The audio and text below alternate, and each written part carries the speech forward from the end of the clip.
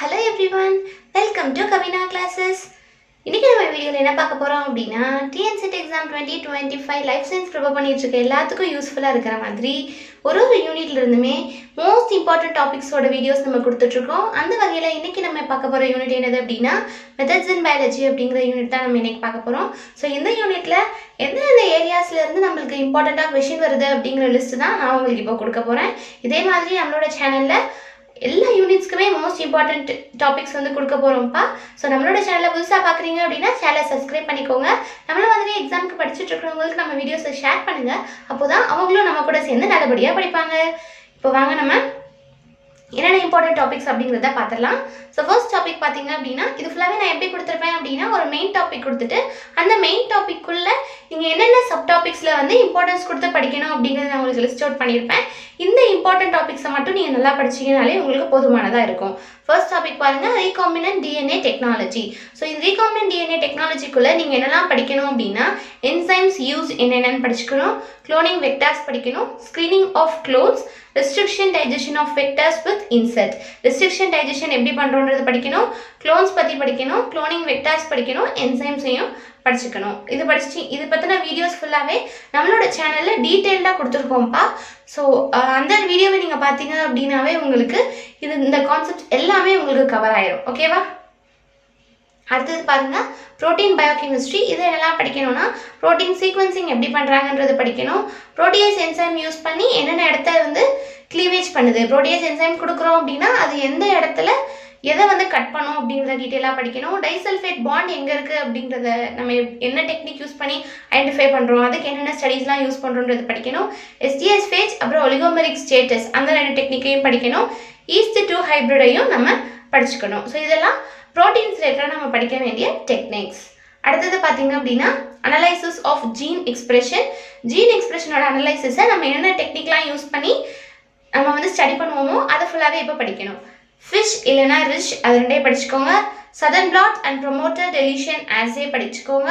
Transcription run off and promoter trap அதையும் படிக்கணும். Northern blot and micro array technique அதையும் படிக்கணும். வெஸ்டர்ன் பிளாட் அண்ட் எலைசா அதையும் படிச்சுக்கோங்க.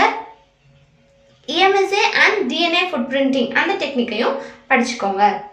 அடுத்தது மாலிகுலர் டெக்னிக்ஸில் இம்பார்ட்டன்ட் என்னென்னு பார்த்தீங்கன்னா DNA sequencing, PCR and RT-PCR, race அப்புறம் நிக் டிரான்ஸ்லேஷன்.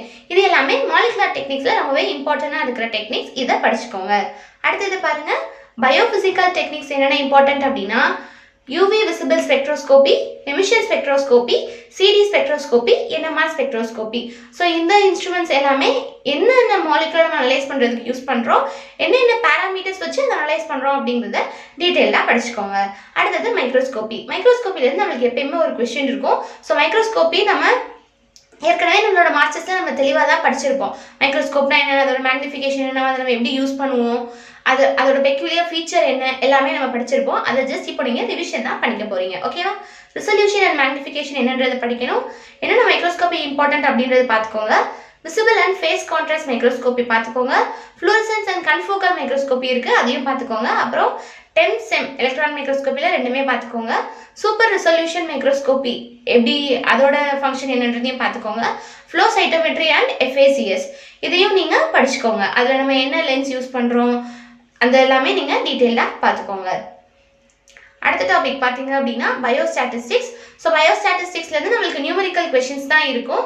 நியூமரிக்கலில் ஸ்ட்ராங்காக இருக்கீங்க, நீங்கள் ஸ்டாட்டிஸ்டிக்ஸ் ப்ரிப்பேர் பண்ணுறீங்க அப்படின்னா அதை படிச்சுக்கோங்க. நம்ம எல்லாருமே ஸ்டாட்டிஸ்டிக்ஸ் வந்து நம்ம மேஜர்லேயே படிச்சிருப்போம் அப்படிங்கிறதுனால ஸ்டாட்டிஸ்டிக்ஸோட டச் நம்மக்கிட்ட இருக்கும். அதனால இதெல்லாம் நீங்கள் ரிவைஸ் பண்ணிக்கிட்டீங்க அப்படின்னா இதுலேருந்து நம்மளுக்கு 1 or 2 கொஷின்ஸ் வைப்பாங்க, அதை நம்ம ஈஸியாக போட்டுடலாம். அதுக்கு நீங்கள் என்னெல்லாம் பார்த்துக்கணும் அப்படின்னா நார்மல் டிஸ்ட்ரிபியூஷன் அண்ட் ஸ்கியூனஸ் பார்த்துக்கோங்க, standard deviation and confidence interval பார்த்துக்கோங்க, இதெல்லாம் பேராமெட்ரிக் டெஸ்ட் இதெல்லாம் நான் பேராமெட்ரிக் டெஸ்ட் அப்படிங்கிற லிஸ்ட்டை மட்டும் படிச்சுக்கோங்க. அடுத்தது T test, ANOVA test, chi square test, என்னென்ன பேராமீட்டர்ஸ் அனலைஸ் பண்ணுறதுக்கு இந்த டெஸ்ட் எல்லாம் யூஸ் பண்ணுறோம், எப்படி அந்த டெஸ்ட் வந்து நம்ம ப்ரொசீஜர் படி ப்ரொசீட் பண்ணுவோன்றதையும் படிச்சுக்கோங்க. Hypothesis testing and error. Hypothesis test பண்ணுறோம் அப்படின்னா அதுக்கு நம்ம என்ன ரூல்ஸ் ஃபாலோ பண்ணணும், ஹைபோதசிஸில் நம்ம எரர் எடுக்கிறோம் அப்படின்னா அதில் டைப் 1 எரர் என்ன, டைப் 2 எரர் என்னன்றதையும் டீட்டெயிலாக பார்த்துருங்க. அடுத்தது radio labelling techniques. Radio labelling டெக்னிக்ஸில் பார்த்தீங்க அப்படின்னா நம்ம ரேடியோ ஐசோடோப்ஸ்க்கு ரேடியோ ஐசோடோப்ஸை வச்சு நம்ம பயாலஜிக்கலாக என்னென்ன ஸ்டடீஸ் பண்ணுறோன்றதை பார்த்துக்கோங்க. ரேடியோ ஐசோடோப்ஸோட ஹாஃப் லைஃப் என்ன, அதோட ரேடியேஷன்ஸ் எவ்வளோ அளவில் இருக்குன்றது படிக்கணும். அதுக்கப்புறம் gas ionisation chambers and scintillation counters பார்த்துக்கோங்க. ஆட்டோ ரேடியோகிராஃபி நம்ம நிறைய ஸ்டடீஸ்க்கு யூஸ் பண்ணுவோம் இல்லையா, ஸோ அதையும் நீங்கள் படிச்சுக்கோங்க. அதோட பேசிக் பிரின்சிபல் என்னன்றதை பார்த்துக்கோங்க. அடுத்தது பார்த்தீங்க அப்படின்னா எலக்ட்ரோஃபிசிக்கல் மெத்தட்ஸ்.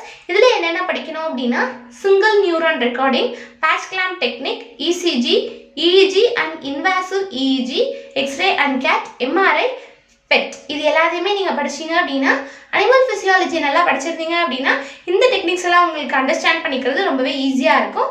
ஸோ அதனால அனிமல் ஃபிசியாலஜியில் ஸ்ட்ராங்காக இருக்கிறவங்க இந்த டாபிக்ஸ் எல்லாத்தையுமே நல்லா படிச்சுக்கோங்க.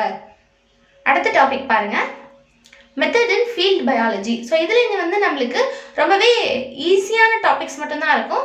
இதுலேருந்து கொஷின் நம்மளுக்கு கண்டிப்பாக வச்சுருவாங்கப்பா. இந்த கொஷின் நம்ம அந்த ஃபார்முலாஸ் மட்டும் தெரிஞ்சாலே போதும், ஈஸியாக நம்ம அட்டெம்ப்ட் பண்ணிடலாம்.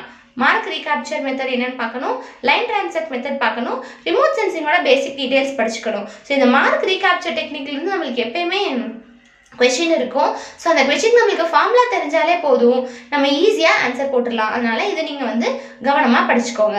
ஸோ இதுதான் மெத்தட்ஸ் இன் பயாலஜி யூனிட்க்கு நான் கொடுத்துருக்கிற இம்பார்ட்டன்ட் லிஸ்ட் ஆஃப் டாபிக்ஸ். இதை நீங்கள் படிச்சிங்கனாலே போதும். நீங்கள் ஈவன் சிஎஸ்சிஆர் நெட் எக்ஸாம் எழுதுறீங்கனாலுமே உங்களுக்கு இந்த டாபிக்ஸ் மட்டும் படிச்சிங்கனாலே உங்களுக்கு ரொம்பவே யூஸ்ஃபுல்லாக இருக்கும். இந்த டாபிக்ஸை மட்டும் படிச்சுட்டு நீங்கள் என்ன பண்ணுறீங்க அப்படின்னா ப்ரீவியஸ் இயர் கொஷின் நீங்கள் சால்வ் பண்ணி பாருங்கள்.